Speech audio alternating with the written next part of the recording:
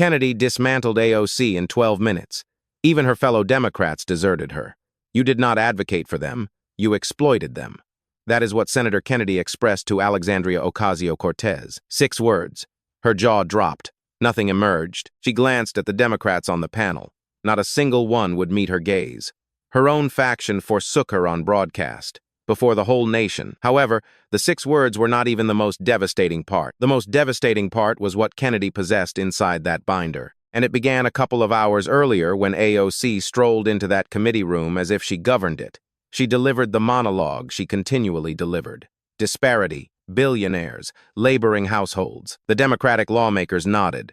The lenses recorded. She concluded powerfully and leaned back like a woman who had already triumphed. Then it was Kennedy's moment. "Congresswoman," he stated, "I respect your fervor. I really do. My grandmother always instructed me the most vital lesson in life is understanding the worth of a dollar." He smirked. "Thus, I merely want to ensure I comprehend. When you state you are battling for the laboring masses, do you imply from a 5-star resort or a 4-star resort?" Laughter rippled across the space. Ocasio-Cortez's grin stiffened. "Senator, I am eager to debate policy whenever you are prepared." Kennedy grabbed a dense folder next to his seat and placed it upon the table. Brightly colored markers protruded from every margin, pink, yellow, and green. "Oh, I am prepared, ma'am," he remarked. "I remained awake for 3 evenings, reviewing every single one of your FEC records. All of them. I carried highlighters." Ocasio-Cortez glared at the document, and for the initial moment that day, she did not possess an immediate comeback. Kennedy cracked open the folder to the starting marker and commenced reciting. He did not recite like a bookkeeper rattling off numbers. He recited like a gentleman weaving a narrative. And the narrative concerned a politician who urged pensioners to mail her their final $18 while she slumbered in lodgings that billed more per evening than those pensioners made in 4 weeks. "Vdara Hotel and Spa, Las Vegas," Kennedy announced, dragging his index finger across the sheet.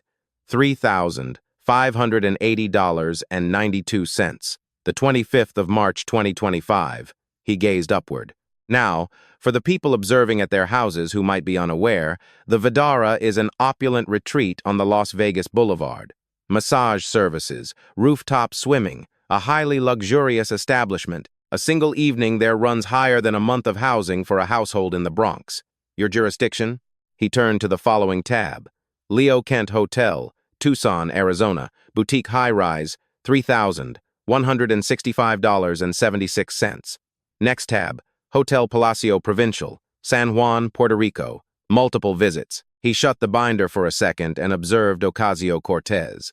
Altogether, Representative, your campaign disbursed over $53,000 on high-end hotels in 2025 alone. That is campaign cash.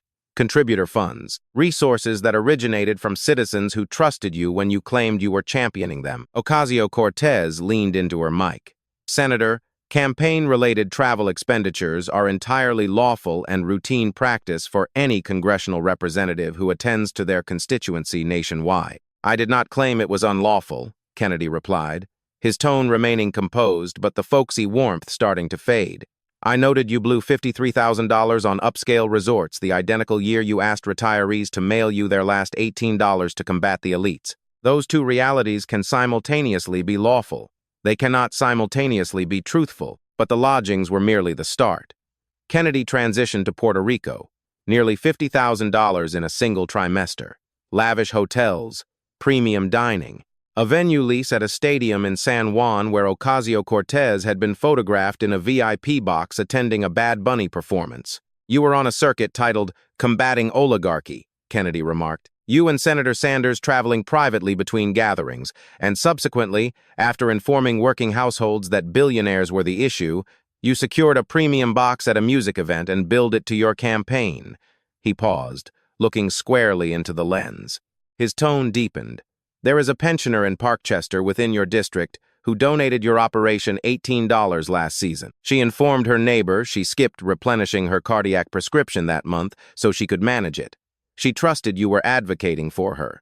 He pivoted back to Ocasio-Cortez. "You utilized her $18 to occupy a VIP box at a concert. I desire for you to gaze into that lens and inform her it was justified." Ocasio-Cortez opened her mouth. "Senator, These disbursements are comprehensively recorded and adhere to all relevant guidelines. Ma'am, Kennedy stated, I hail from Louisiana.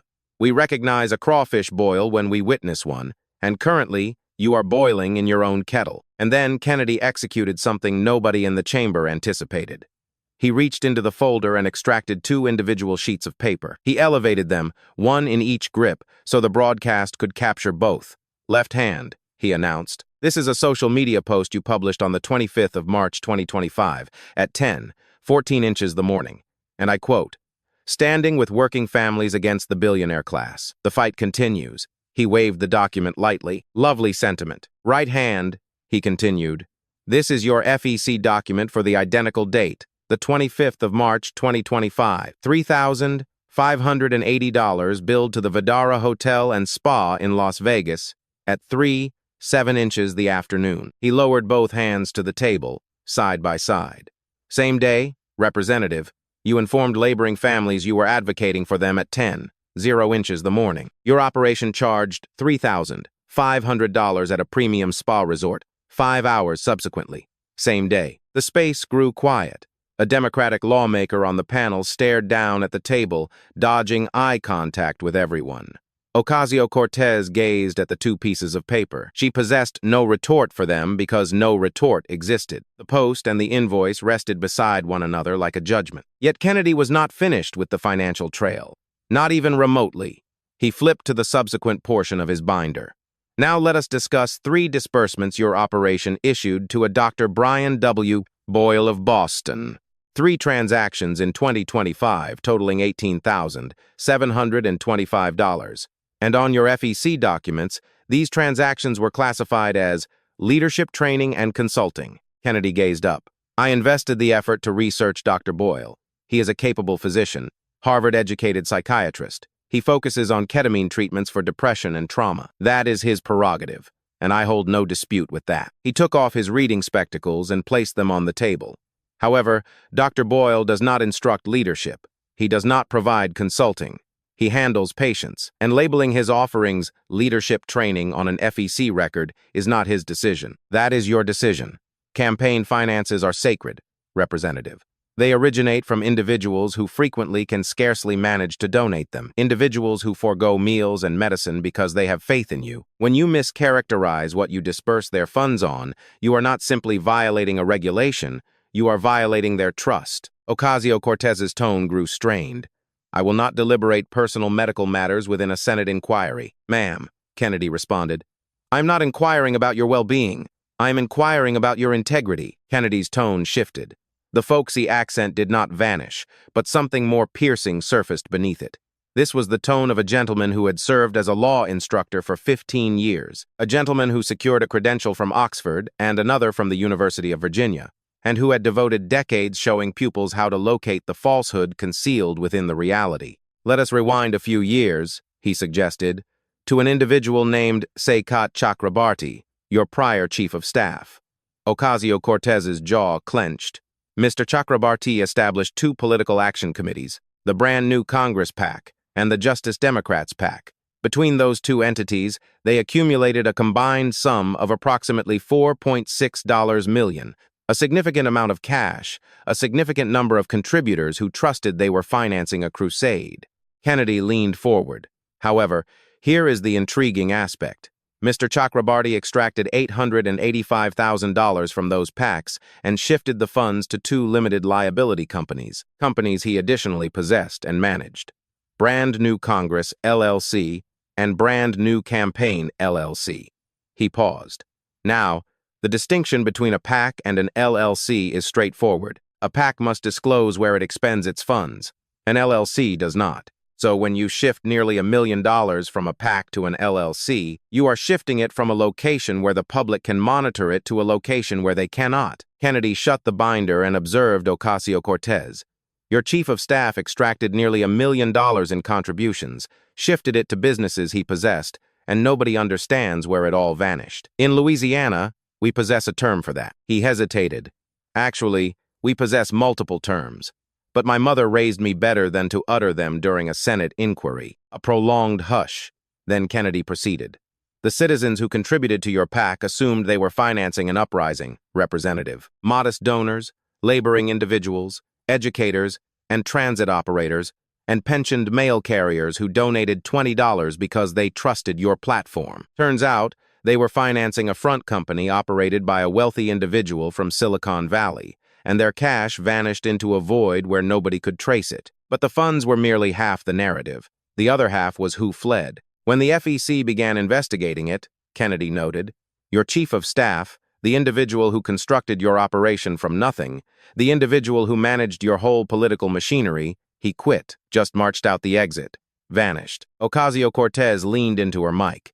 Senator, the FEC examined that grievance and rejected it in 2022.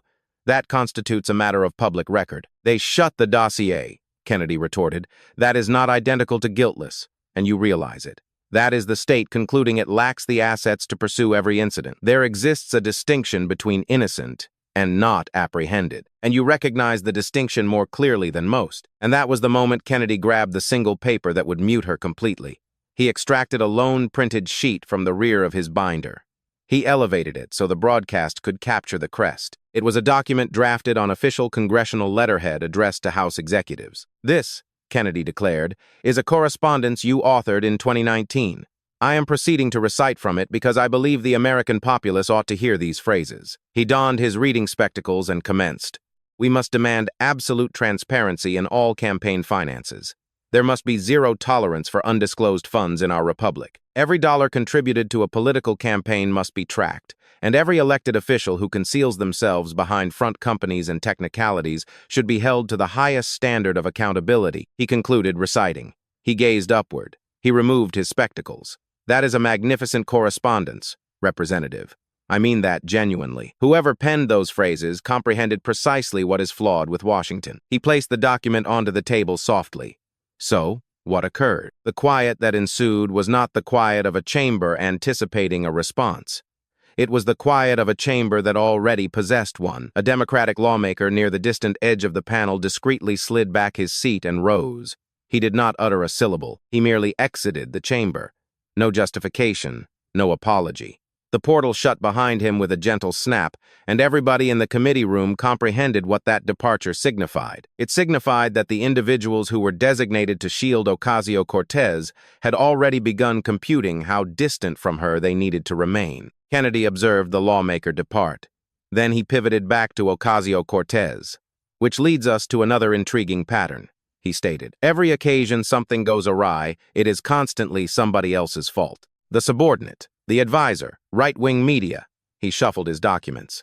Speaking of blaming other individuals, let us discuss a gown.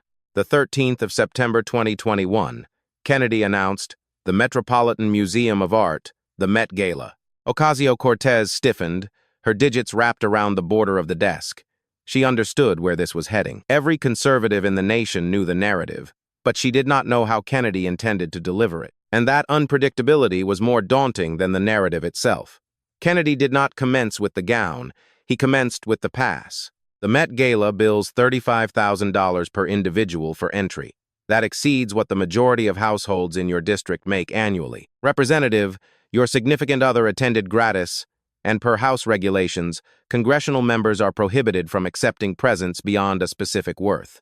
He allowed the figure to linger. You attended a gathering that costs more than an annual income for your own constituents, and you donned a gown that stated tax the rich. The paradox would be humorous if it were not so profoundly offensive to the citizens who genuinely pay taxes. Kennedy transitioned to the verdict.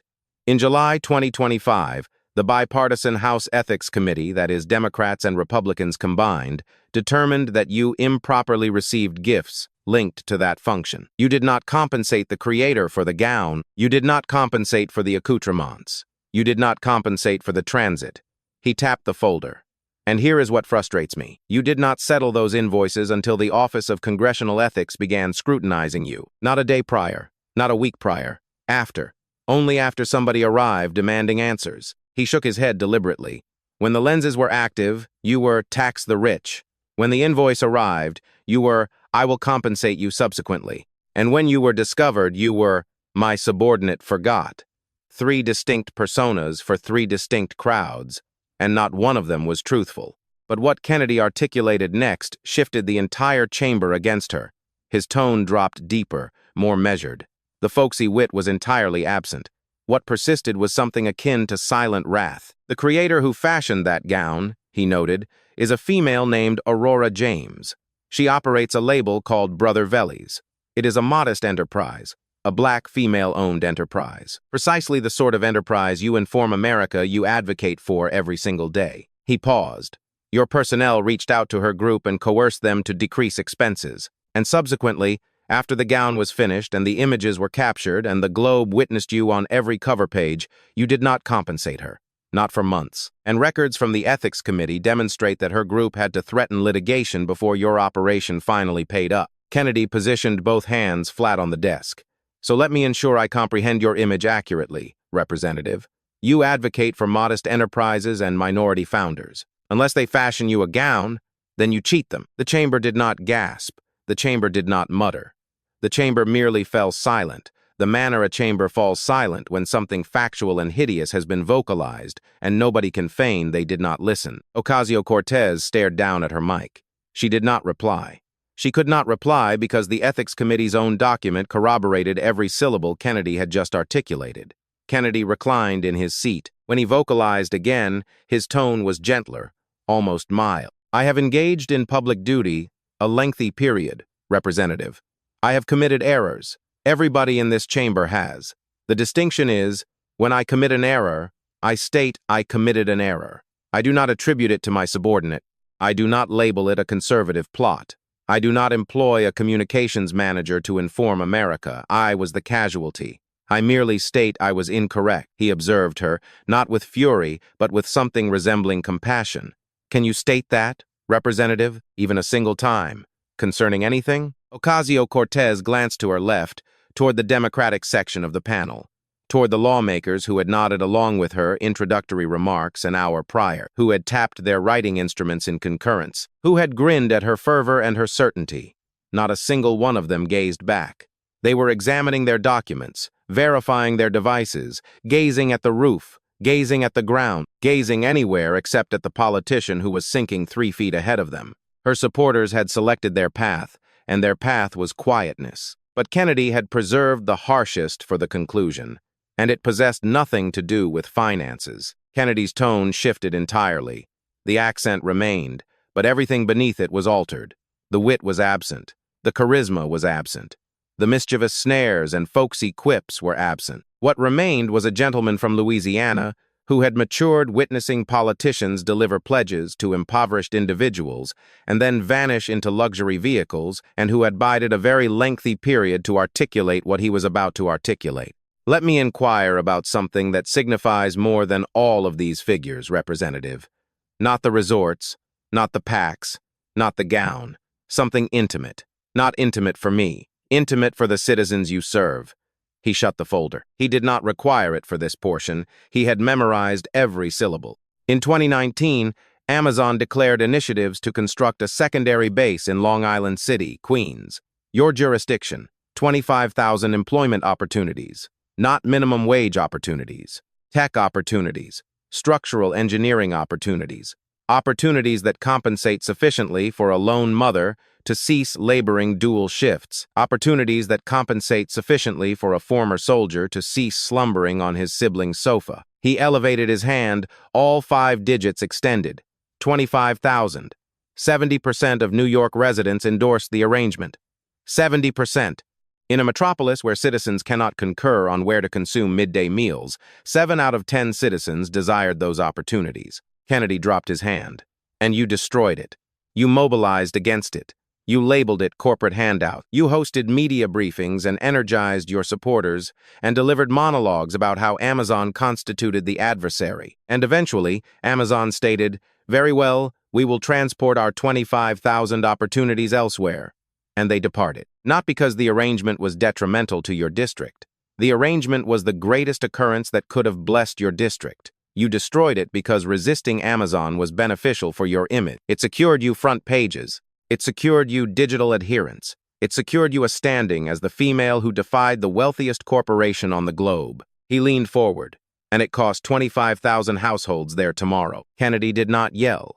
He did not elevate his tone. He vocalized the manner a physician vocalizes when conveying diagnoses that cannot be cushioned. There is a lone mother in Hunts Point currently who labors dual positions because she cannot locate one that compensates adequately. There is a former soldier in Parkchester who submitted for 40 roles last season and received responses for 3. There are households in your district who forego meals, who select between provisions and power, who dispatch their offspring to academies that are crumbling.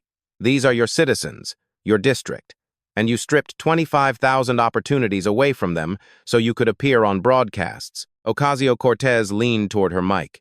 Senator, that arrangement was corporate handouts for the wealthiest corporation on the globe. We were not about to surrender $3 billion in taxpayer endowments to a $1 trillion entity. That arrangement, Kennedy retorted, was 25,000 salary checks for individuals who required them. And you selected a rhetorical phrase over their housing payments, but it was not exclusively conservatives stating this. Kennedy reached into his binder one final time and extracted a transcribed statement. After Amazon withdrew, the executive of New York, Andrew Cuomo, a Democrat, your executive, from your faction, stated the subsequent. He recited deliberately. A minimal faction of politicians prioritized their own narrow political benefits above their constituency. Kennedy placed the statement down. That is a Democrat discussing you, Representative. Not myself, not conservative broadcasts, not a right-leaning institute. Your own executive, your own faction. Even he recognized you sacrificed your citizens for a media briefing. The strike impacted distinctly from the rest. The monetary controversies concerned contradiction. The Met Gala concerned privilege. But this concerned treachery, and the reality that the charge originated from inside her own faction rendered it unfeasible to brush off as a partisan assault. Kennedy proceeded, his tone bearing the burden of statistics that were not merely metrics, but actual experiences. Your jurisdiction possesses an impoverishment level of 18.6%, nearly 1 in 5 households. Her individual revenue is $27,000, which is $10,000 beneath the New York metropolis standard. Your citizens are battling, Representative. They have been battling for seasons. And where are you? He did not pause for a response.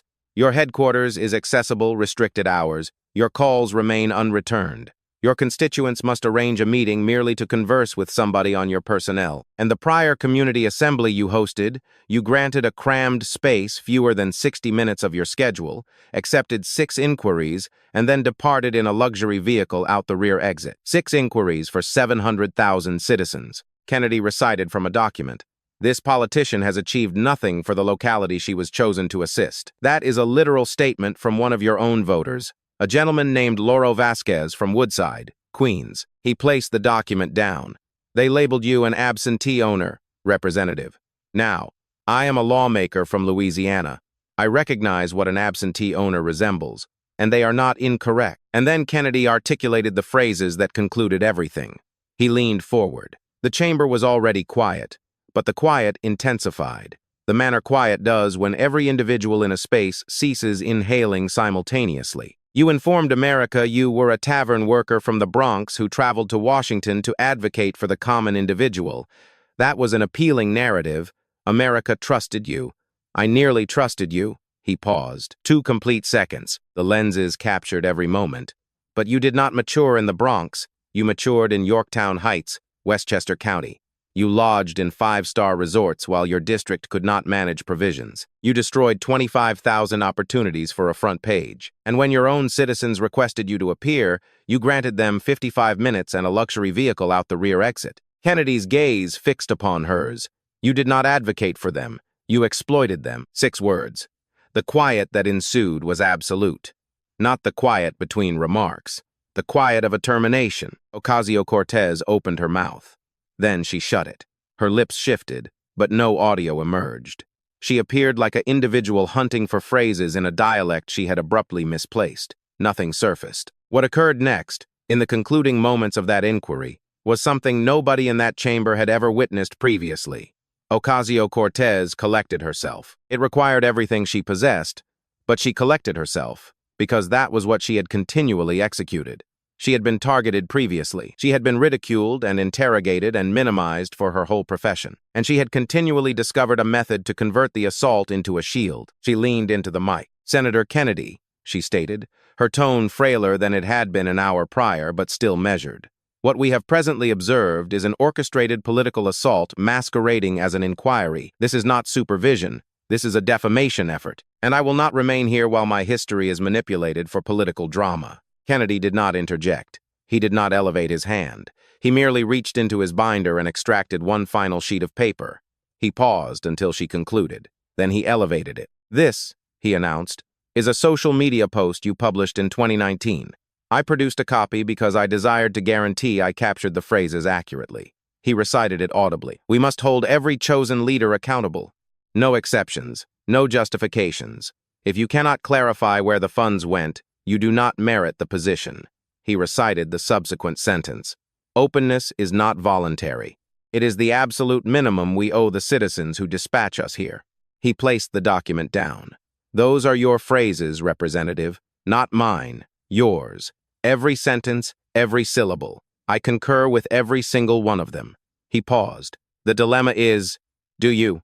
Ocasio-Cortez stated nothing. She could not dispute her own phrases. She could not label her own posts a conservative defamation effort. She could not attribute to her subordinate what she herself had authored and distributed for the globe to observe. What occurred next was something nobody in that chamber had ever witnessed previously. The leader pivoted to the subsequent participant of the panel, a Democratic lawmaker, the veteran Democrat on the committee. This was the moment, the anticipated moment in an inquiry when a supporter intervenes, when an amicable interrogator provides a rescue, a gentle inquiry, an opportunity to pivot. Every inquiry possesses this cadence. Every testifier relies upon it. The Democratic lawmaker observed his documents. He observed the mic. He observed Ocasio-Cortez, and then he uttered 10 words. "I possess no inquiries for this testifier at this moment, Mr. Leader. No shielding, no salvation, not one syllable of backing." Ocasio-Cortez pivoted and observed him. The look on her visage was not fury. It was not shock. It was the look of someone who had just comprehended, in the most exposed manner conceivable, that she was entirely and utterly isolated. Kennedy collected his documents deliberately. He was not boasting. There was no grin, no celebratory circuit. He merely aligned the folder, adjusted the borders, and placed it aside. "I surrender my remaining duration, Mr. Leader," he stated. The leader transitioned to the subsequent lawmaker. The inquiry proceeded, but everybody in that chamber recognized it was already finished. Ocasio-Cortez rested in her seat. She gazed directly forward, but her gaze was not concentrated on anything. The mic remained active. The chamber could perceive her inhaling, one unsteady breath, then another. Her hands laid upon the introductory remarks she had recited a couple of hours earlier. The monologue about advocating for the laboring masses. The monologue about how the state owed its populace truthfulness and responsibility. A couple of hours earlier, those sheets had constituted a shield. Now, they were merely parchment. She reached for her hydration tumbler. Her grip was unsteady. She placed it down without sipping. This was not a presentation. This was not a politician performing the casualty for the lenses. This was the instant when somebody who had constructed a complete profession upon a narrative concerning herself realized that the narrative had just been dismantled fragment by fragment before the whole nation and that nothing remained to assemble back together. The inquiry concluded at 4:47 p.m. Ocasio-Cortez rose before the leader had concluded his finalizing statements. Her personnel encountered her at the side portal, 2 assistants flanking her like protectors. For the initial moment in her legislative profession, she did not pause for the media. Journalists pressed forward, flashes ignited, inquiries launched from every angle. "Representative, do you possess a retort to Senator Kennedy's inquiries?" "Representative, will you publish your complete FEC records?" "Representative, do you possess anything to state to the pensioner in Parkchester?" She continued striding. Gaze lowered, eyes ahead. No gesture, no grin, no clever quip. The politician, who had once constructed her complete identity upon being the representative who continually possessed something to state, possessed nothing to state. The lift portals shut. The lenses captured one final frame of her visage before they did. It was not the visage of somebody who had surrendered a discussion. It was the visage of somebody who entered a struggle trusting she was the protagonist and exited comprehending that she might have been the antagonist the whole duration. That dusk, not a solitary Democratic official released a declaration in her backing. No social media posts, no media briefings, no, she was handled unjustly. No, this was a partisan assault. Quietness. And in governance, quietness is never impartial. Quietness is a judgment. The Democratic faction, sequestered in their respective offices, meticulously evaluated the unfiltered footage of Senator Kennedy interrogating Alexandria Ocasio-Cortez under the bright committee lights. This was not a moment for impassioned defense. It was a moment for cold political calculus. They formulated their strategic computation with ruthless efficiency, weighing the optics of her defeat against the broader agenda. The consensus arrived silently but uniformly. She was not justified in shedding an additional seat over. The political capital required to mount a defense was deemed exorbitantly high. She was not justified in receiving the party's formidable shielding apparatus. The protective walls were instantly dismantled. She was entirely and utterly isolated, left to navigate the wreckage of her public persona without a single lifeline from the establishment that had once capitalized on her rise. Meanwhile, the broadcast populated the internet within the first 60 minutes following the conclusion of the hearing. It was an unprecedented digital wildfire that could not be contained by traditional media gatekeepers. Millions of watches were registered well before the stroke of midnight.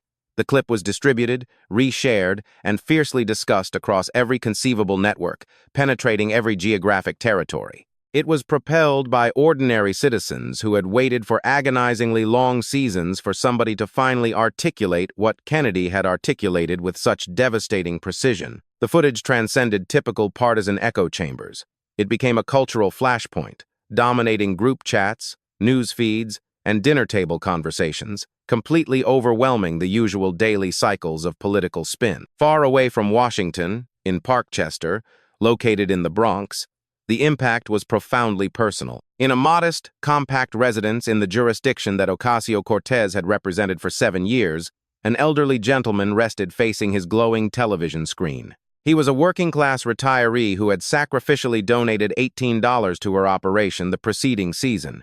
He had wholly trusted her with his meager finances and his political hope. He had passionately informed his skeptical companions that she was unique, that she genuinely comprehended their daily struggles. He believed that she originated from the exact same humble beginnings where they originated from, and that she would ferociously advocate for what they desperately required to survive in an increasingly expensive city. Sitting in the shadows, he observed the grueling inquiry from start to finish with an unbreakable gaze.